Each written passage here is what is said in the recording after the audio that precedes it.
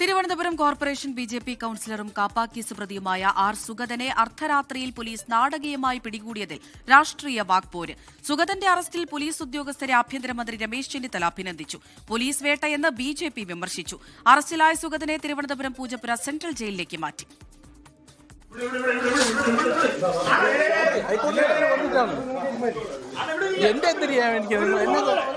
എന്റെ വീട്ടുകാർ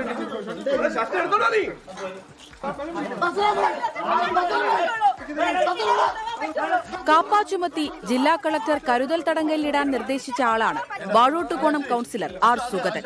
ഒളിവിൽ കഴിഞ്ഞിരുന്ന സുഗതനെ പിടികൂടാൻ ഇന്നലെ രാത്രി പോലീസ് വീട്ടിലെത്തിയപ്പോഴായിരുന്നു നാടകീയ രംഗങ്ങൾ. ബിജെപി പ്രവർത്തകർ പോലീസിനെ വളഞ്ഞതോടെ SHO ആകാശത്തേക്ക് നിറയൊഴിക്കുകയായിരുന്നു. ജനങ്ങളിലൊപ്പം ഞാൻ ഉണ്ടാവും, മരണം വരെ ഉണ്ടാവും. എന്നെ ജയിപ്പിച്ചത് എന്റെ ജനങ്ങളാണ്. വാഴത്തോളം ജനങ്ങൾക്കൊപ്പം ഞാൻ ഉണ്ടാവും. യവന്മാർക്ക് ഈ ഒളിവ് കിടക്കുന്ന കയറി വരുമായിരുന്നു. എനിക്ക് എൻ്റെ 14 വയസ്സും 8 വയസ്സുമായ മക്കളുടെ മുമ്പിൽ വെച്ച് തള്ളി കയറിയിട്ട് വന്നിട്ട് ഉപദ്രവിക്കുമായിരുന്നു. വീട്ടിൻ്റെ അകത്ത് കയറി ഉപദ്രവിക്കുമായിരുന്നു. എൻ്റെ താലിമാല വലിച്ചു പൊട്ടിച്ച് കൊണ്ടുപോയി. അവർ തിരികെ തന്നിട്ടില്ല സാധനം. എൻ്റെ ഇവിടെ അടിച്ചു, ചവിട്ടി, മുതുകിൽ ചവിട്ടിയ പാടുകളുണ്ട്. പിന്നെ അവർ പിള്ളേരെ പേടിപ്പിക്കുന്ന രീതിയിൽ മുകളിലോട്ട് വെടിവെച്ചിട്ടാണ് ആക്രോശിച്ചുകൊണ്ട് കയറി വരുമായിരുന്നു.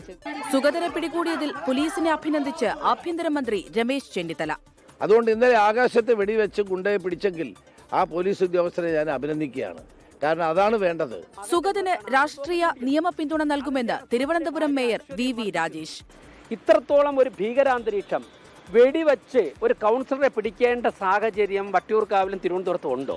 സുഗതന്റെ അറസ്റ്റിൽ പ്രതിഷേധിച്ച് BJP കൌൺസിലർമാർ വട്ടിയൂർക്കാവ് പോലീസ് സ്റ്റേഷനിലേക്ക് മാർച്ച് നടത്തി. സുഗതനെ തിരുവനന്തപുരം സെൻട്രൽ ജയിലിലേക്ക് മാറ്റി. സംഘർഷത്തിന് പിന്നാലെ കൃത്യനിർവഹണം തടസ്സപ്പെടുത്തിയതിനും ആക്രമിച്ചതിനും സുഗതനെതിരെ പോലീസ് കേസെടുത്തു. 24 തിരുവനന്തപുരം.